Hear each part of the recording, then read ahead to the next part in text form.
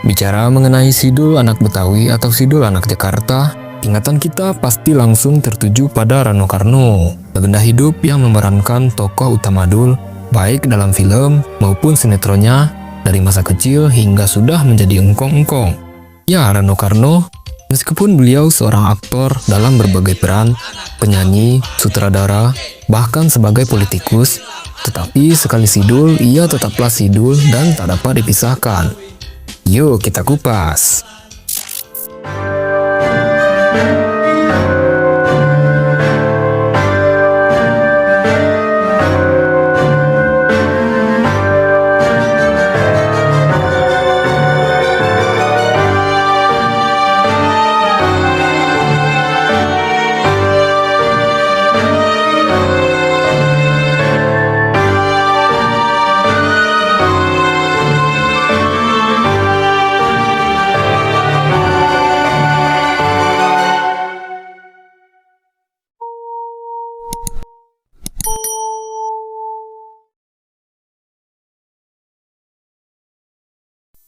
Sidul anak Betawi ataupun Sidul anak Jakarta awalnya merupakan sebuah novel yang ditulis oleh Aman Datuk Madjoindo dan diterbitkan pertama kali tahun 1932 oleh Balai Pustaka. Sampai cetakan kedua-tiga sekitar tahun 2006, novel ini masih diterbitkan oleh Balai Pustaka. Pada cetakan pertamanya diberi judul Sidul anak Betawi, tetapi sejak terbitan kedua, judulnya diubah menjadi Sidul anak Jakarta. Novel Sidul anak Jakarta menceritakan tentang seorang tokoh yang bernama Abdul Hamid atau Sidul dengan kenakalan-kenakalan sebagai seorang anak dengan latar belakang budaya Betawi sebelum masa perang. Ia anak tunggal. Ibunya bernama Amne, ayahnya bekerja sebagai sopir kendaraan umum jurusan Bogor Jakarta. Setiap siang dan sore Sidul belajar mengaji bersama teman-temannya di rumah kakeknya, Engkong Salim, orang yang terkenal keras terhadap anak didiknya. Kedua orang tua Sidul termasuk orang yang taat beribadah dan suka berbuat baik kepada orang lain.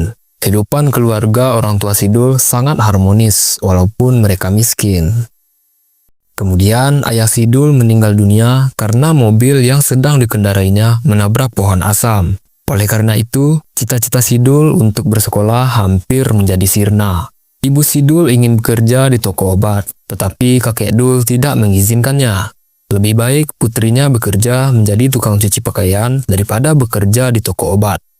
Ibu Sidul akhirnya menikah dengan Badu Ali, seorang duda beranak satu, yang bekerja di sebuah bengkel mobil. Ia seorang pendatang, bukan orang Jakarta asli. Atas jasa ayah tirinya itu, akhirnya Sidul bisa masuk sekolah. Namun, sang kakek yakni Wak Salim tidak setuju jika ia masuk ke sekolah umum. Karena sekolah umum hanya akan memikirkan masalah dunia, tidak akan memikirkan nasib akhiratnya. Namun, Dul tetap melanjutkan sekolah walaupun kakeknya tidak menyetujuinya. Novel ini terdiri atas satu bagian pendahuluan dan 9 bab. Antara lain, di bawah pohon sauh, Sidul mengadu semut, Sidul jadi haji, gembala kambing, mencari umpan kambing, berjualan nasi ulam, Bang Ahmad yang baik hati, dan lainnya. Sejak awal tahun 1980-an, novel tersebut menjadi bacaan populer bagi siswa sebagaimana dikehendaki pengarangnya, Aman Datuk Madjoindo, yang menginginkan novel tersebut diperuntukkan bagi pembaca remaja. Pada tahun 1972, novel ini difilmkan ke layar lebar dengan judul Sidul anak Betawi. Diproduksi oleh Matahari Film dengan skenario oleh Sumanjaya, sekaligus merangkap sebagai sutradara dan produser, dan dibintangi oleh Rano Karno sebagai Sidul kecil. Anak Betawi nggak berbudaya,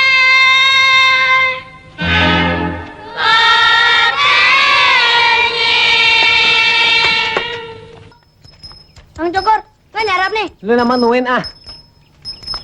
Yo, nonden ajodo ketanurap.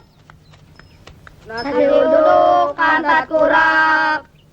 Bapakmu yang kurap. Nggak ada yang doyan. Biarin gedang doyan. Gue makan sendiri.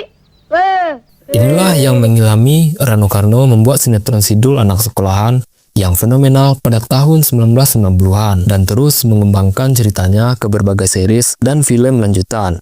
Lalu bagaimana Aman Datuk Madjoindo, orang Minang asal Solok, Sumatera Barat sekarang, bisa menulis Sidul Anak Betawi yang mengangkat kehidupan remaja berlatar budaya Betawi? Mari kita bahas tentang sosok Aman Datuk Madjoindo dari sisi karir dalam dunia sastra dan sekilas kehidupan pribadi beliau.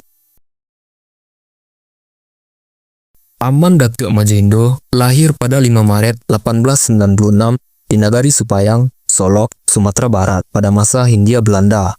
Beliau adalah seorang sastrawan angkatan Balai Pustaka. Beliau memiliki seorang anak laki-laki dan seorang anak perempuan. Anak laki-lakinya bernama Rusli dan anak perempuannya bernama Siti Damsiar. Karena Aman dan istrinya bercerai, Rusli dibawa ibunya pindah ke Malaysia dan bersekolah di sana. Sedangkan Siti Damsiar tetap tinggal bersama dengan Aman. Siti Damsiar memberikannya 10 orang cucu. Cucunya yang kedua, Raihul Amar, suka menulis. Aman sangat gembira karena merasa bahwa cucunya itulah yang telah mewarisi bakat menulisnya. Akan tetapi, cucunya itu ternyata memilih bidang kedokteran sebagai tujuan hidupnya dan bakat menulisnya tidak diteruskan. Aman kecil pernah mengenyam pendidikan di Hisolok serta Quick School atau sekolah raja di Bukit Tinggi. Sejak kecil ia berkeinginan menjadi pengarang. Proses kreatif Aman dalam bidang sastra telah dimulai sejak ia masih duduk di bangku sekolah. Setelah lulus sekolah, beliau sempat menjadi guru di Padang pada tahun 1919 sebelum pindah ke Jakarta. Aman Datuk Madjoindo kemudian bekerja di Balai Pustaka sejak tahun 1920. Ia bekerja di tim redaksi Bahasa Melayu bersama dengan Sultan Iskandar, Tulis Sultan Sati, Sultan Muhammad Zain, dan Sultan Pamuncak. Pada awal masuk Balai Pustaka, Aman pertama kali bekerja sebagai seorang korektor sebelum menjadi ajudan redaktur dan kemudian redaktur. Dia juga pernah menjabat direktur penerbit Balai Pustaka.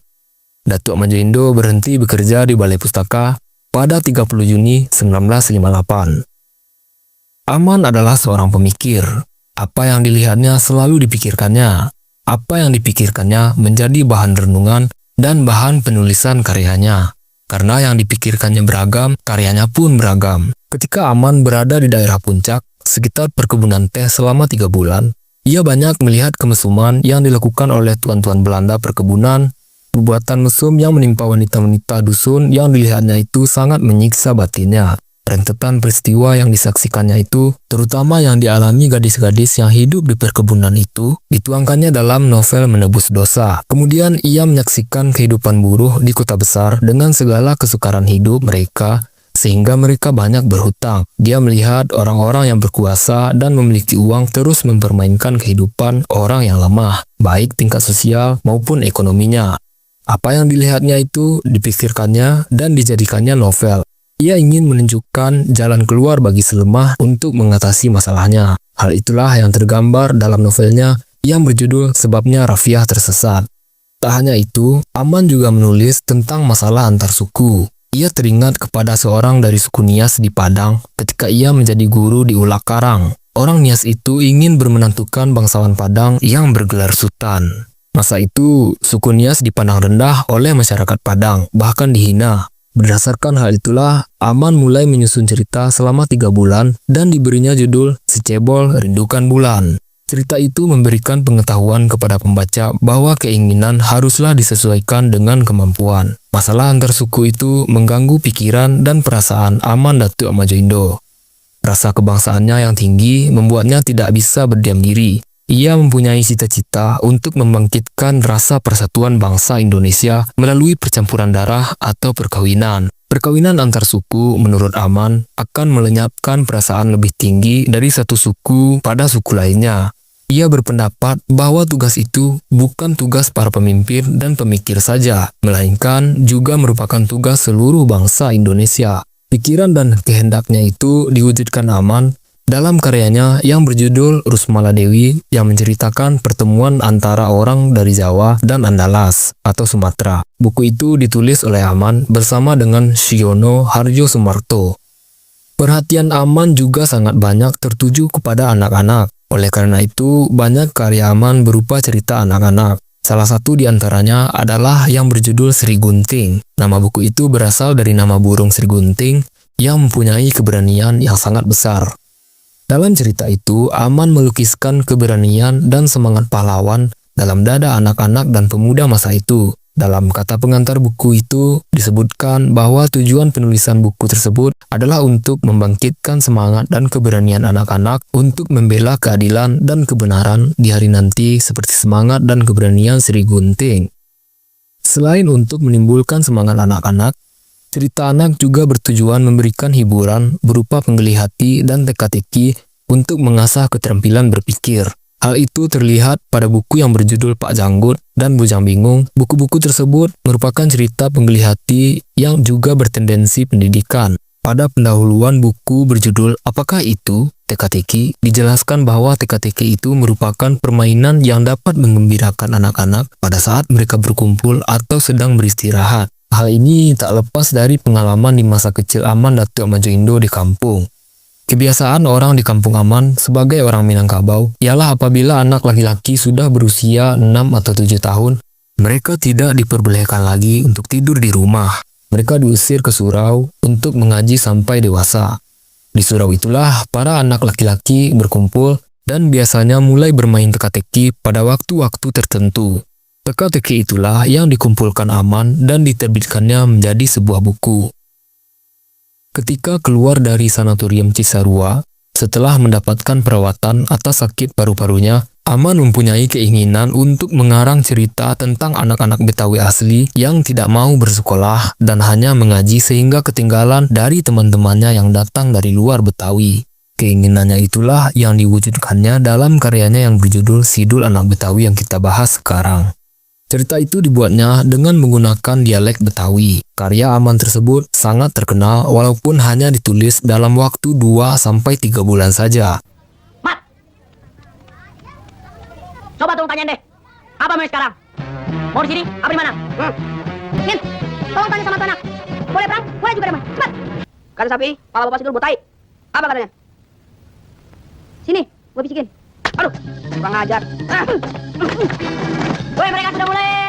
Pada pendahuluannya, Aman menyebutkan alasan mengapa ia menggunakan dialek Jakarta asli atau Betawi adalah agar orang luar Jakarta dapat mengetahui bagaimana dialek Jakarta itu. Pada novel Pertolongan Dukun yang sebelumnya berjudul Perbuatan Dukun, Aman juga menulis dalam dialek Jakarta. Novel itu banyak menggambarkan adat istiadat Jakarta, terutama mengenai kehidupan sehari-hari yang berhubungan dengan perjodohan atau perkawinan. Selain sebagai pengarang, Aman juga seorang penerjemah. Ia sangat terkesan dengan cerita Belanda yang berjudul The Club van Zeesenklaar. Buku itu menceritakan anak-anak Belanda pada saat musim dingin, yaitu pada saat selokan beku dan jalan-jalan tertutup es. Lalu ia bersama Sultan Pemuncak membuat terjemahan bebasnya dan menghasilkan buku yang berjudul Kembar Enam. Aman Datuk Majoindo tidak hanya mengarang dan menerjemahkan, tetapi ia juga menyadur dan mengumpulkan cerita. Ia suka menyadur atau menceritakan kembali cerita-cerita lama atau dongeng yang pernah didengarnya. Misalnya, cerita klasik di Minangkabau yang mungkin berasal dari cerita 1001 Malam yang menceritakan perkawinan orang bumi dengan orang langit. Cerita itu di Minangkabau diungkapkan dengan pantun berbalas.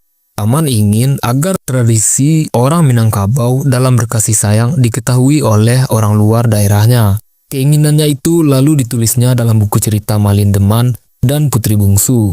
Cerita Putri Bungsu itu didengar Aman dari neneknya yang sudah berumur 100 tahun ketika ia masih kecil. Dalam cerita itu, Putri Bungsu dimarahi orang tuanya, lalu pergi dari rumahnya hingga sampai ke bulan. Cerita dari neneknya itu sangat berkesan bagi Aman. Saduran Aman yang lain ialah Cindur Mata atau di Minangkabau dikenal dengan Cindua Mato, serta Tambo Minangkabau dan adatnya yang disadurnya bersama Ahmad Datuk Batuah. Cerita itu sangat terkenal di Minangkabau karena terkait sebagai pusaka yang harus dihormati oleh orang Minangkabau.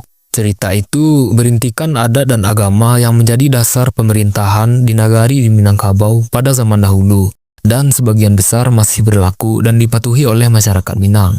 Selain itu, Aman juga menyusun cerita nabi-nabi. Ia menulis dari cerita Nabi Adam hingga Nabi Muhammad yang dijadikannya dalam 13 jilid dan diberi judul Rangkaian Manikam. Setelah itu, penerbit Gunung Agung meminta Aman agar menyalin buku-buku hikayat Abdullah bin Abdul Qadir Munshi, sejarah Melayu yang terdiri atas 2 jilid, 5 temenggung, dan Hang Tuah. Setelah buku terbitan Gunung Agung itu muncul, datanglah tawaran kepada Aman untuk menafsirkan Al-Quran. Tawaran itu mula-mula ditolaknya karena ia merasa kurang mampu, tetapi atas dorongan Sultan Pemuncak, tawaran tersebut kemudian diterimanya. Tafsir Al-Quran tersebut dijadikan 6 jilid.